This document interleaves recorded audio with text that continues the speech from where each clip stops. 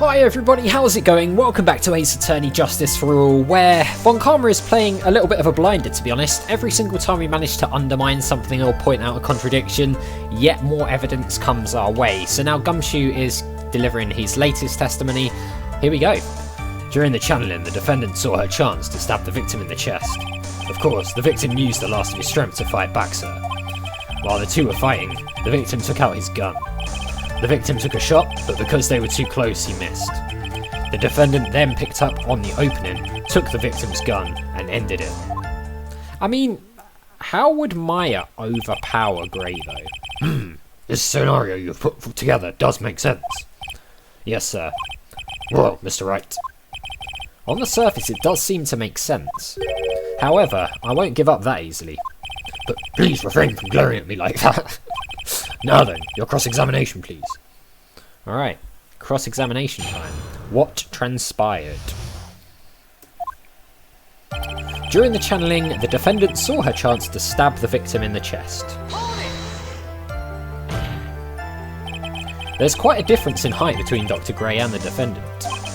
Add in body strength and it seems unlikely the defendant could have stabbed the victim. Now you mention it, yeah, I guess. You think you can get away with such flimsy reasoning, Mr. Phoenix Wright? Maya Fey was in the middle of channeling, was she not? ... When channeling with the Korean channeling technique, the medium physically changes. With the nurse's bill, the defendant could have easily been a match for the doctor. I don't believe it. She even studied up on the Korean channeling technique.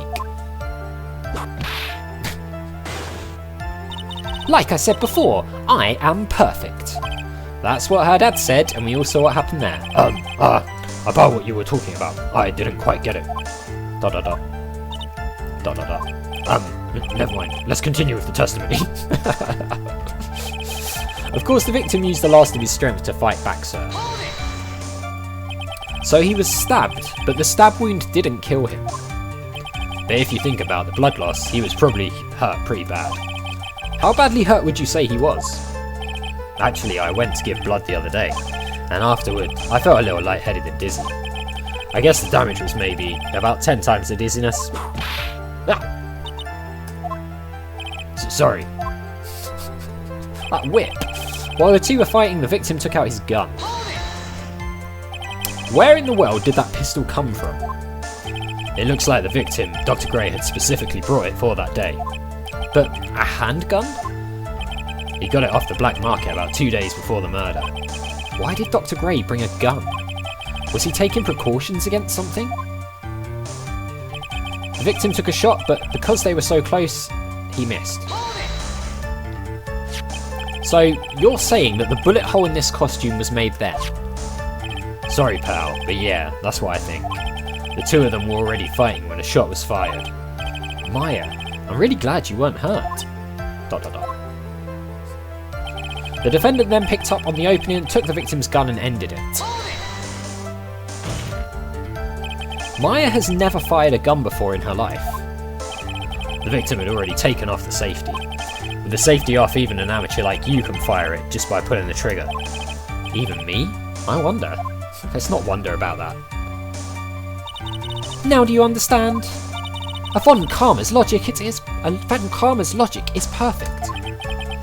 His testimony certainly makes us look very bad, but there's got to be a contradiction in there somewhere, and uncovering it is going to uncover the truth. I can feel it. Okay, so we're back to the beginning. So, let's have a look at the evidence we've got. Clothes Maya was wearing at the time of the murder, press check button for details. We've got the knife, a small fruit knife which belongs to the Fays, bears Maya's fingerprints. Maya's and Gray's fingerprints are also on the murder weapon. 2 shots were fired. We do have this. About 8 inches off the ground is a small hole that looks like a bullet hole.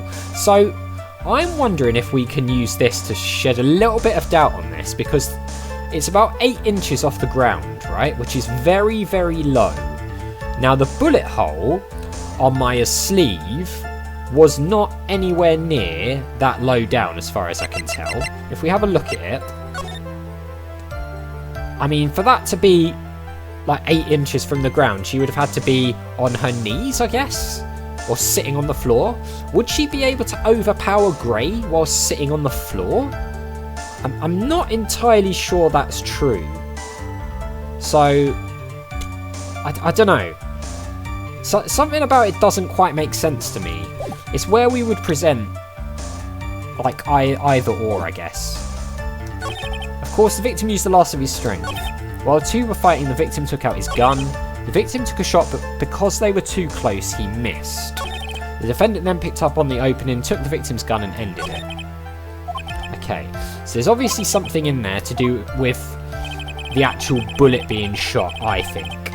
So, stabbed the victim in the chest. Victim used the last of his strength to fight back. I don't think we can prove that that wasn't the case. While the two were fighting, the victim took out his gun. I mean, yeah, that makes sense. The victim took a shot, but because they were too close, he missed. Okay, so I feel like... I'm not sure that would be the optimum time to present that, though. So, if it's not that... 2 shots fired... The clothes? I feel like maybe we present the clothes here. Because... What was it the statement said? Because they were too close, he missed. But I mean, if this happened while she... So imagine she's wearing these clothes, right? She stabs this guy. He gets out his gun and tries to shoot. But because he was so close, or they were so close, he missed the shot.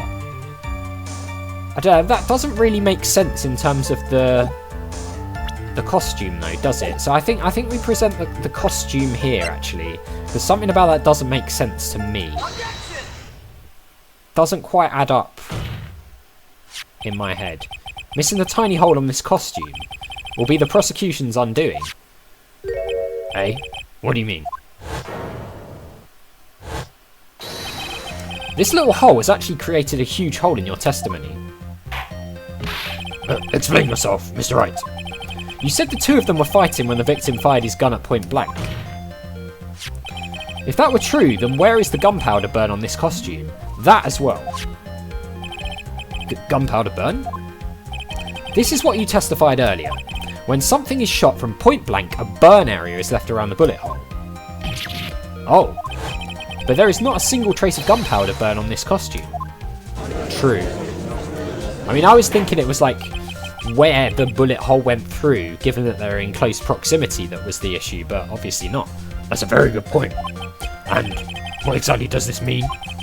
It means that when the shot was fired, they were standing apart from each other. I'm disappointed, Mr. Phoenix Wright. You think you can punch a hole in my logic with that? With wishy-washy thinking like that, anyone can explain anything away. Then I implore you to disprove my line of thinking.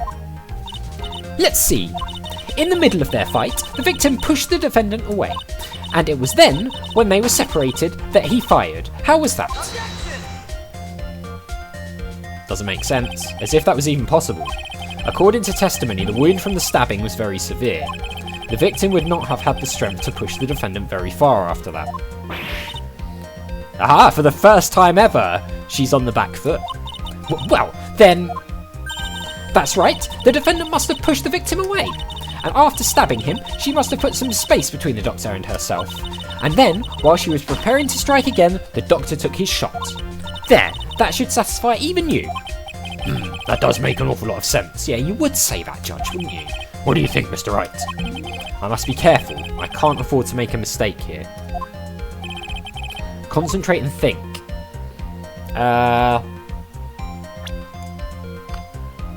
So she's saying that the stabbing happened, and then for some reason Maya then pushed Dr. Gray away from her, then he took the shot, and the bullet went through her sleeve and into this thing. But I still think the fact that this is 8 inches off the ground, so low down, is a problem for their case. Because, let's think about it this way. If you were to, say you'd stabbed someone, right? you would have to be higher than them for a start to get leverage to stab. Like, you'd have to stab sort of down or diagonally down, right? So you would have to at least be kneeling while the person's sitting on the floor. Maybe even standing. If you then shoved someone backwards, then you're still going to be in a position of being at least on your knees, if not standing. I think to do that, the bullet hole would have to have been higher on the screen. So I'm going to say something doesn't make sense. There's a fatal flaw in her argument, Your Honour. Fatal? Flaw? No! Very interesting. I would love to see where this flaw is. Show me something that contradicts my explanation. There has to be a snag in her explanation somewhere. She put some distance between them before rushing to make the final blow. Okay, so... And when she was about to strike, the doctor took his shot. There must be a piece of evidence that contradicts this line of thinking. Okay, I think it's this. Because as I said before, to shove someone away, you would need to be... You would need to do the stabbing and then shove, you would need to be higher than them. And you couldn't be higher than them if the bullet hole was then where it is. Maya would have to be on the floor.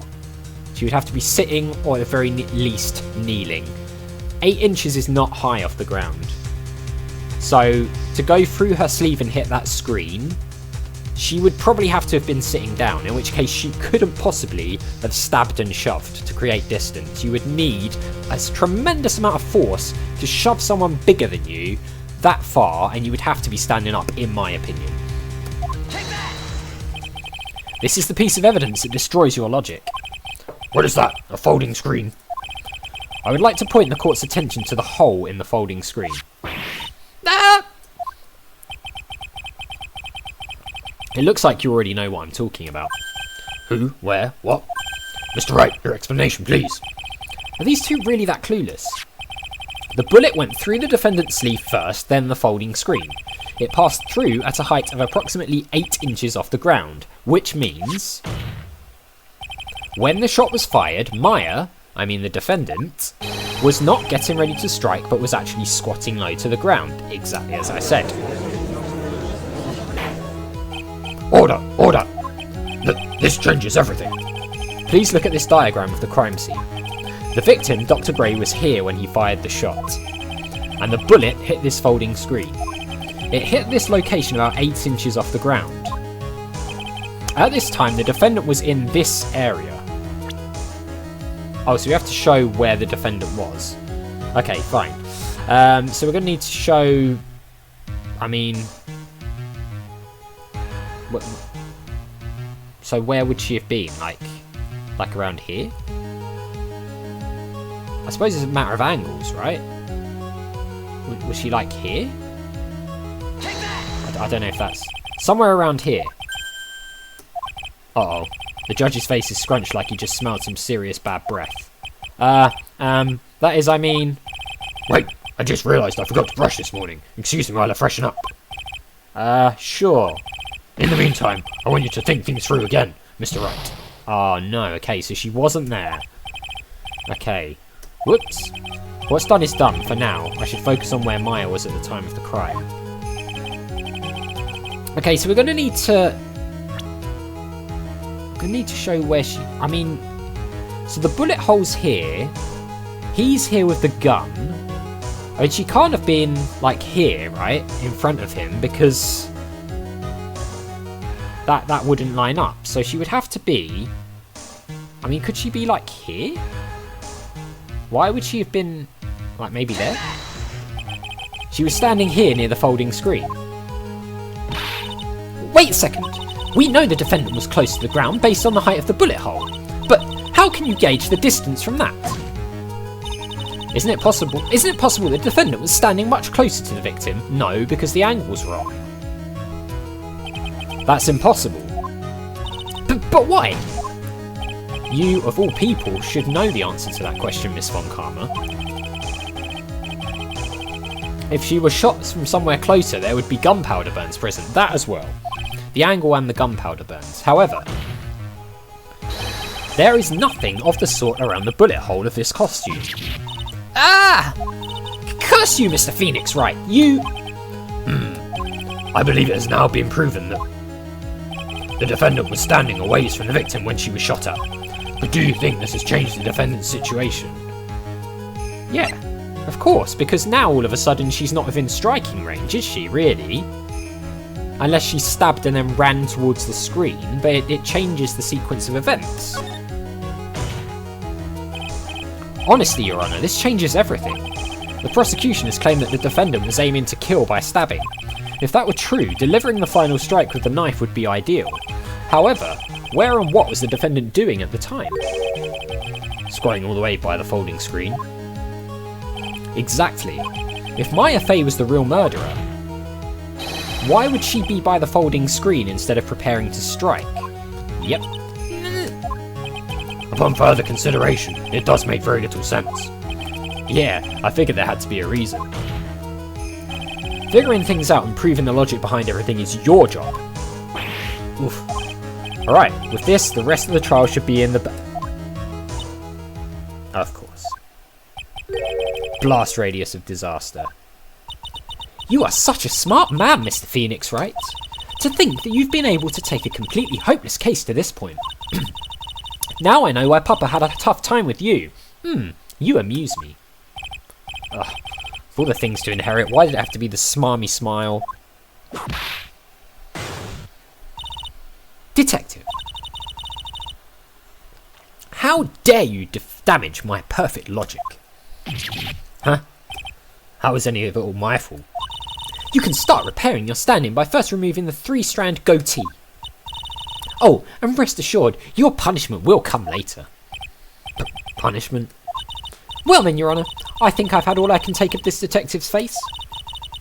I think it's time to call in the next witness. Next witness? That's got to be Lotta. Very well. The court will take a 5-minute recess. After we convene, we will hear from the next witness. Okay, break time. To be continued.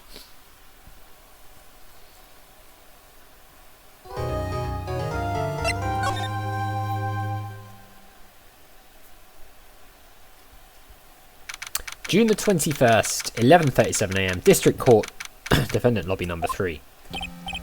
And that is where we'll leave it for this episode. We will talk to Maya in the next one. So as always, thank you very much for watching. A big thank you to my patrons, Arcades Games, Wayne Nate, Paul from the Phantom Fellows, Lyle, Hobo, Numinous, Kumadim, Paulie Home, Flossie the Sheep, JohnCon555, Chrissy, Paul James, Adventure Game Geek, and Megan. And I'll see you next time.